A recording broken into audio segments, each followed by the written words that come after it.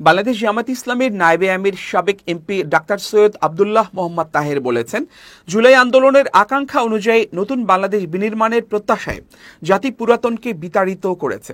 নতুন বাংলাদেশ করতে নতুন নতুন ইস্যু আসবেই। যারা নতুন নতুন ইস্যুতে অস্বস্তি বোধ করে তারা মূলত নতুন বাংলাদেশ চায় না। তারা আওয়ামী জাহিলিয়াত নতুন রূপে প্রতিষ্ঠা করতে চায়। রাষ্ট্র কাঠামোর যেখানে সংস্কার প্রয়োজন সেখানেই একটি দল নোট অফ ডিসেন্ট দিয়েছে। মুখে স্বীকৃতি দিলেই সংস্কার হয়ে যাবে না। সংস্কারের জন্য প্রস্তাবিত বিষয়ে একমত হওয়া, তারপর সেই আলোকে আইন তৈরি করা এবং আইনের বাস্তবতা দেয়া হলেই সংস্কার সম্পন্ন হয়েছে বলে বলা যাবে। এজন্য জামায়াতে ইসলামী বারবার জুলাই সনদের আইনি ভিত্তি দিয়ে বাস্তবায়নের দাবি জানিয়ে আসছে।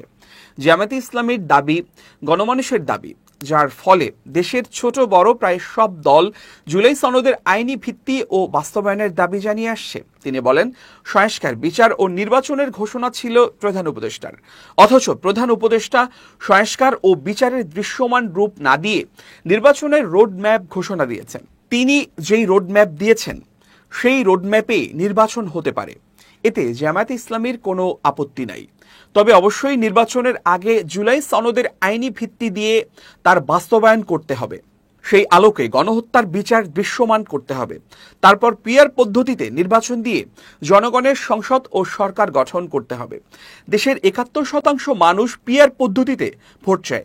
একটিমাত্র দল ব্যতীত অন্য সব দলও পিআর পদ্ধতিতে ভোট চায়।